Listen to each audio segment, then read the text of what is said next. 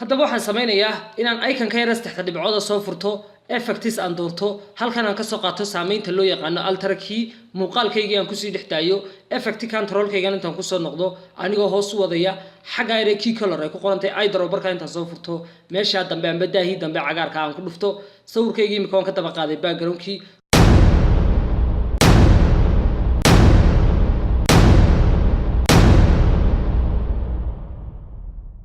hatta muuqaalka amba videoga barnaamijyada lagu hagaajiyo amba software-iska lagu hagaajiyaa aad bay u farabadan laakiin software-ka ugu tayada sare ee inta badan loo adeegsado video editing-ka waxa loo yaqaan Adobe Premiere Pro barnaamijkan wuxuu ku saamaxayaa Adobe Premiere Pro inaad muddo kooban ku soo saarto video aad tayadiisu sareyso waa barnaamij amba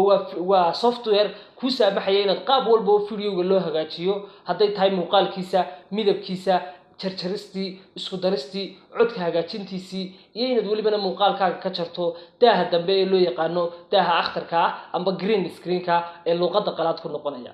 intaas oo dhan waxa ku hagaajinaya inaad muuqaalkaaga ka saxdid amba aad u hagaajiso barnaamijka Adobe Premiere Pro haddaba akademiyada aqoon kaafi waxay ku soo kordhisay course aad ku baran doonto barnaamijka Adobe Premiere Pro oo advance oo lagaga soo bilaabi doono bilowgii hoose ee muuqaal hagaajinta laguna gaarsiin doono heerka uu ardaygu ka noqonayo takhasuska oo uu noqonayo arday iska daba jara daahiyada dambe ee akhtarka green screen-kii sidoo kale uu hagaajinayo dhammaan effects-ka kala duwan haday tagas effect tahay haday stabilizer-kii tahay haday nooc walba oo muuqaalku u baahan yahay ay tahay inuu ardaygaasi hagaajin karayo iyadoo marka hore looga soo bilaabi doono ardayga basic-ga amba application-kii inta la siiyo looga soo bilaabi doono qaabkii muuqaalka oo jarjar lahaa midabkiisa uu hagaajin lahaa codka muuqaalka uu sixi lahaa iyo wax kale oo fara badan ba sidoo kale course-kan inta uu socdo waxa si weyn loogu soo qaadi doonaa amba si weyn ay ugu dhex baran doonaa qaabka muuqaalka loogu soo daro qoraalada tayada sare leh ee inta badan muuqaalada aynu daawano soo gala isku soo wada duuduubo course-kan waxa meel walba lagaga soo taaban doonaa muuqaalka amba videoga qaab kasta oo loo hagaajiyo iyo cayn kasta iyo nooc kasta oo wax looga bedelo loona soo saaro iyadoo la isticmaalayo barnaamijka Adobe Premiere Pro